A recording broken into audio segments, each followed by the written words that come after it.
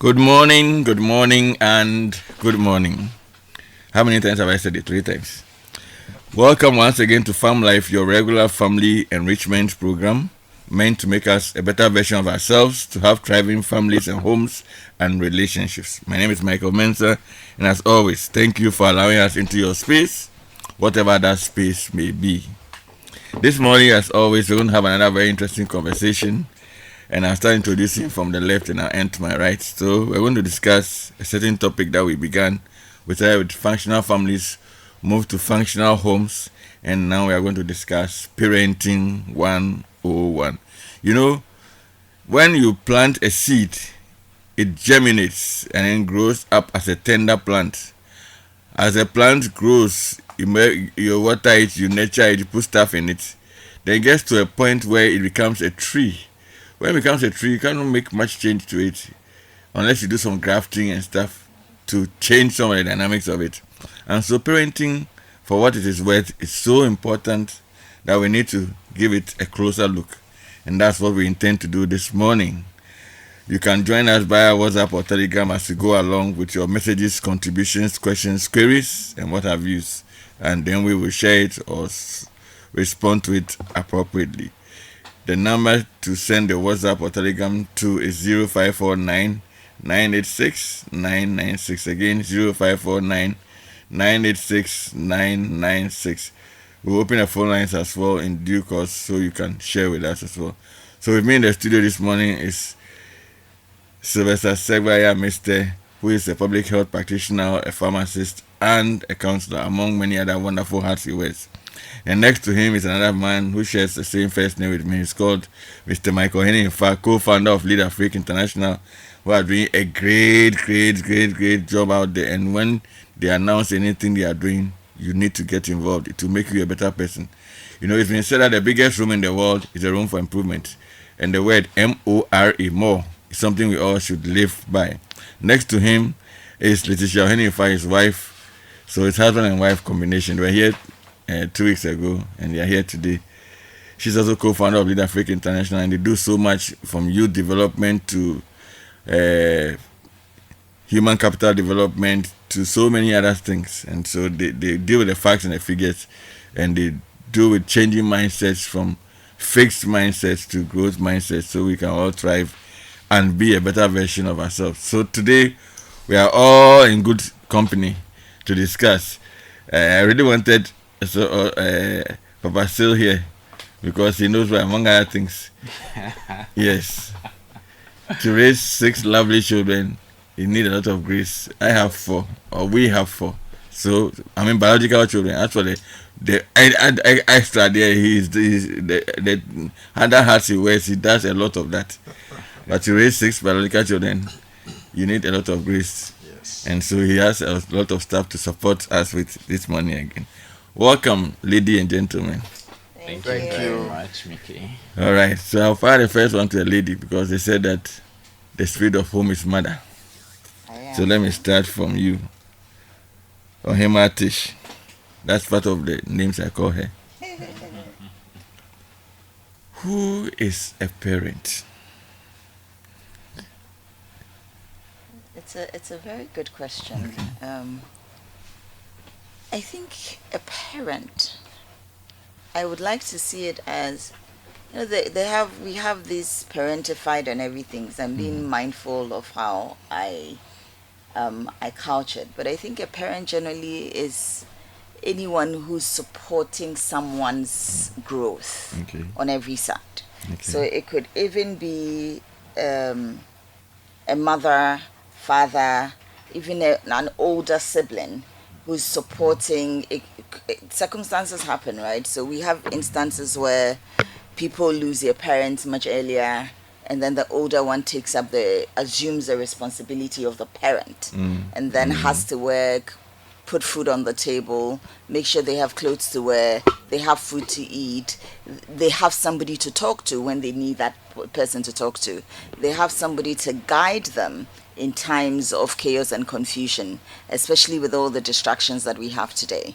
So parenting for me is someone who makes themselves mentally, physically, emotionally, spiritually available to another to help them through their journey as well. So their journey, and everybody's journey we go through different phases of our journey, and therefore parenting never ends, right? You begin with someone and you see them through. Okay. It's like a project, if you will. Okay. You take up on a project. Yes. There's a beginning and there's an end. In between, there's a lot of beauty, there's a lot of chaos, and you need to be able to learn yourself, to help yourself navigate. And while all of this is happening, you are going through your own issues, and therefore you need to learn to be able to manage yours in addition to what the person you're parenting is going through. So you're parenting yourself at some point in life. You're parenting somebody else who will now also learn to begin to parent themselves and parent somebody else. So it's a journey. It's a journey that I believe never ends, and it doesn't always have to be. That's why I responded to it that way. It doesn't always have to be biological. We all have people that we're parenting that we didn't know from anywhere. They came into our lives, you loved them, you believe that this is. And the way I see it is that I tell people that sometimes people come into our lives for specific reasons. So they may even be adults, but they've come to you because you need to parent them. They have a beginning, they have an end. So you need to pay attention to, why is this person in my life? What role am I supposed to play in their lives? And then how do does it end at some point, especially if it's an adult person? Where does it end? So we need to be a little bit more intuitive in order to be able to navigate the different phases of parenting, but that's what. Awesome. I want to ask another question before I come to Papa Mike.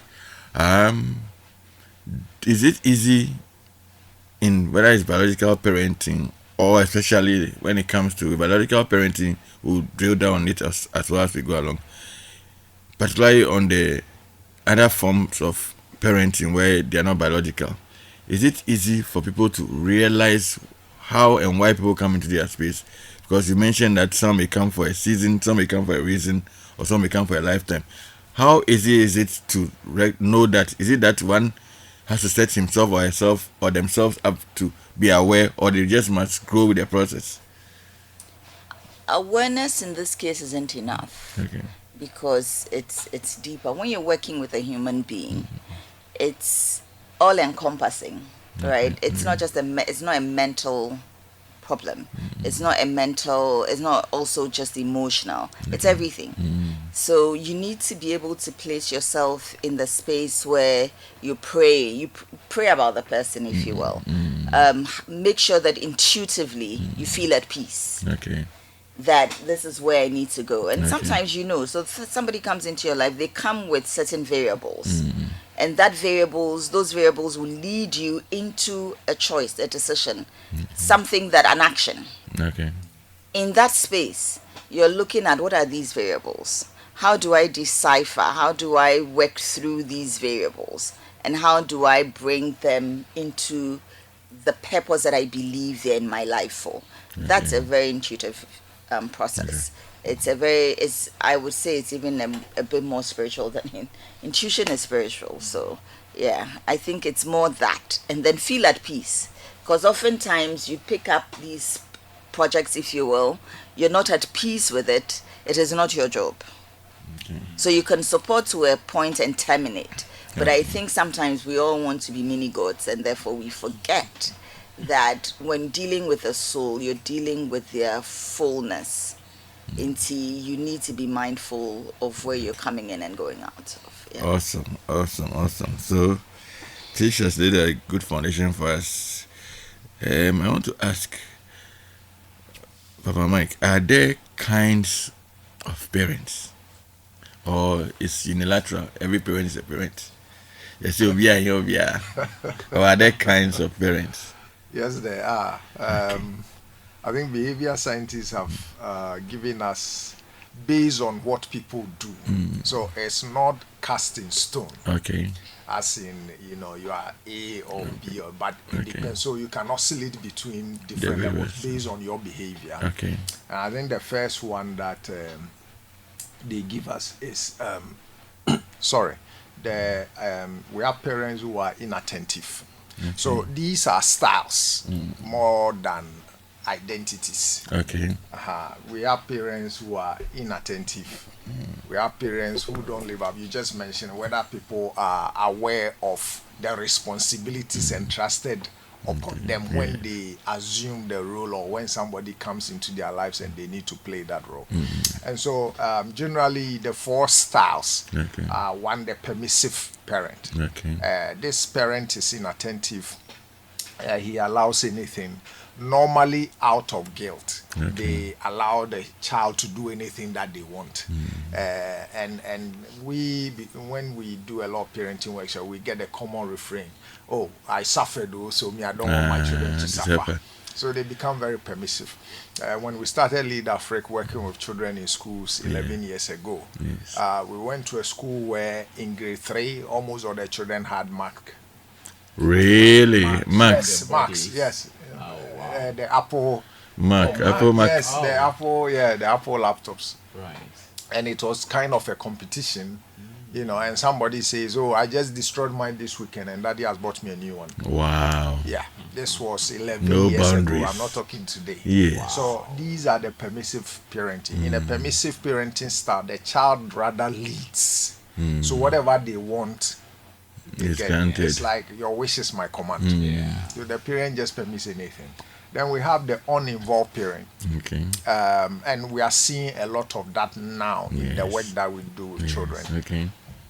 Especially the men who've checked out. Why so? Yes. Well, sometimes the men themselves are also dealing with something they cannot fully comprehend or express. And typical men, they then seek solace in the temporal. And so they are fine because the temporal gives them some form of relief. They are okay, and it could be alcohol, drugs, another woman, something. And so men can switch off, unlike women who are invested emotionally into a child. And so we have a lot of uninvolved parents. Sometimes they are even at home, and yet they are uninvolved. They don't care what you are doing. You go in, you come in. There's a school days, he doesn't care. Some will provide financially, others don't even do the financial. They are just completely absentee fathers or mothers. Yes, we have a few women, but generally it's the men who are. So here he's very absent. He doesn't provide any nurturance, he doesn't provide any guidance, he's just away. Then we have the authoritative parent. These are parents who solve problems together with the children. They provide the boundaries for acceptable conduct at home, and they engage in open communication that guides the child so that they will live to be their fullest versions of themselves. Then the last one is the authoritarian parent. Just like the permissive parent, in that style, the child drives or leads the relationship. In the authoritarian, the parent also drives or leads the relationship. Everything is about do as I say. Everything is about yes, the parent is the commander in chief. There's very little input from anybody, especially the child. Everything is a command, everything is an instruction, and there are very strict rules in these kinds of. So this is more like the soldier kind of home, where you must just obey before complain. So these are the 4 styles as far as parenting is concerned, and depending upon your behavior, you may fit into one of these styles, or you might oscillate at some point. So at some point you're authoritarian, at some point you are permissive, at some point, depending upon the issue that we are dealing with. Awesome. Thank you also. We'll drill down as we go along. Papa Sil, good morning. Good morning. And good to see you. Yeah, good to see you too. Now I want to ask the next one. Is multi-child parenting, in your opinion, because you had one child, you go on to 2, and then it increases, is multi-child parenting the same largely as single or 2-child parenting? What do you think? Because you've seen it all. So if you want to tell I haven't seen it all. I've seen some. Okay. Yeah, but that's an interesting question. Wait. I'm just comparing myself to those who have gone beyond me. I just want to be sure. No, No, so yeah. Yeah, I mean, there are different things that come along as the number of children increase. And again, considering the fact that every child is unique in their own way and by themselves, you need to have that understanding. Interestingly, I have a lot of girls and just one boy. So, I often say to those who have a lot of boys that their work is more difficult than mine. Like me, Yeah. Me, I have four boys. Yeah, 4 boys. Well, and you guys have done amazing Grace, work. Yeah, because Grace, boys are a lot more buoyant and have a lot of energy. Every time I meet people with 3 boys, 4 boys, I'm like, you don't have a living room. It's a football park. So as the different children come in, one, you need to understand who they are and appreciate the fact that they are unique, and you must provide the necessary guidance, nurturing, support, love that is needed. There are some basic things that cut across. You're loving all, you are nurturing all, you are supporting all, you are providing for all, and all of that. But most people who have single children, usually, especially for a couple who have single children, they invest a lot of their resources and everything in them, especially if they are special children, and by that I mean children they had waited for so long to get, So, and sometimes maybe that's where they get to the point where Michael talked about, where they can have a MacBook at age 6 or something, But when you have multiple children, there are all these other dimensions. You have to spread your resources across all of them to make sure they are all well taken care of. Then the bigger one is building the bond amongst everyone, because you can have very conflicted siblings or a lot of sibling rivalry where there's always chaos in the home because they're fighting and all of that. So as a parent, you have a key responsibility to ensure that they love and understand each other. They appreciate the fact that every child is different, so they don't necessarily have to be like you. They don't have to like the things you like, but you need to love everyone. One, as a parent, and 2, as siblings, they need to love each other, and they need to be there for each other, because sometimes when siblings have conflicts, they tend to abandon the other sibling. So you go to school, you're picking them up from school, and one person says, so and so beats me. And you ask there's a sibling, where were you? You say, well, I was there. I told him to stop. He said, I wouldn't stop. I said, you watch them beat him. And like, yeah, but he's still stubborn. That shouldn't happen. You must protect your sibling. You must watch over him or her, and you must not allow others to bully, maltreat, or abuse your sibling. So that in taking interest in one another is very important. Then they must also be there to support each other emotionally. So one of the things we are very fond of doing is doing a lot of things together. Family devotion is standard practice every day, no matter how late we are. Then we go visiting together. So one person is in the boarding house. Yes. Everybody at home goes for that visit. If somebody is celebrating something, we all get, as many things as you can do together, do it. It strengthens the bonding, or it enhances the bonding in the family.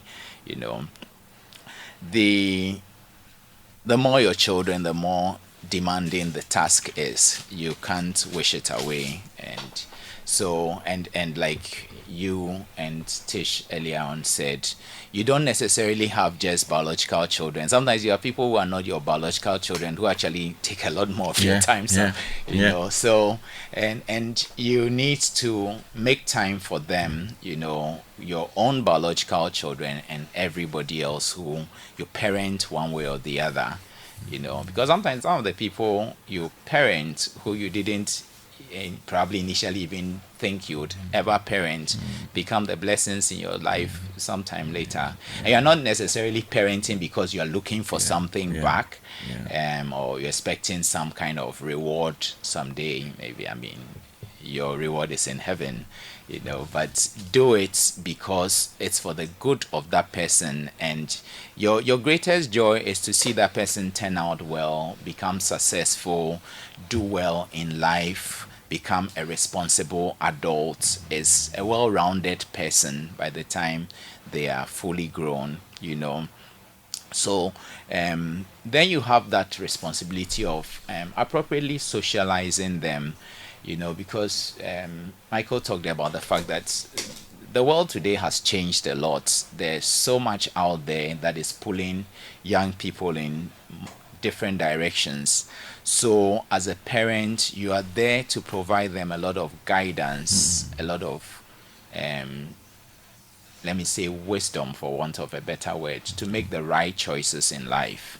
Because if you miss the choice or the right choice and you fall into the jungle where anything goes and everything seems acceptable, that could destroy your whole life, or sometimes take a very important part of your life away from you for a very long time until you recover yourself, or until you are rescued. So, people have strayed into drugs and have been addicted for many years until they manage to get rehabilitated. Some people never recover, and I have personal experiences of that in my family. So I'm always very careful when I find young people who seem to be drifting, So it's important that the parent is proactively leading these children they have, whether biological or otherwise, to identify the right things to do, the right company to keep, the kind of places they go to, even material to read and material to watch on a consistent basis, because you are building them, you're helping them develop intellectually, you're helping them develop socially, helping them develop spiritually, and then also emotionally, and of course physically. So you're guiding them in all of these. You're not necessarily imposing, but you're guiding them, and we've talked on this program several times about parents wanting to live their lives through their children. No, that's not what they should be. Because each child comes with their own preferences and likes and dislikes. So you study your child and get to know what his or her strengths are, and reinforce the positives and guide them to make the right choices. So you're a scientist, you're a medical doctor, you're a lawyer, you're an architect. Your children do not necessarily have to follow in the same tradition, And I know sometimes a lot of parents are pained because they built a whole business professional. They want their children to inherit and all of that. Times have changed. Build the business to sustain itself through the generations.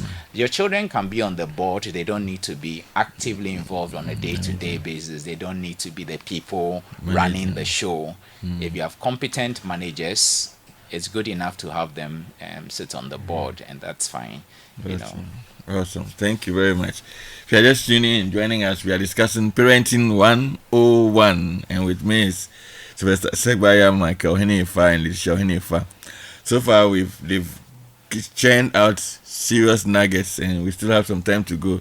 I want to go to Lisha now and ask about whether how mindsets are formed and how they can be changed. She mentioned when she spoke that it starts first with you, the parent, being awareness, and then carrying on to, as it were, influence the offspring or offsprings or people under your care as a primary caregiver.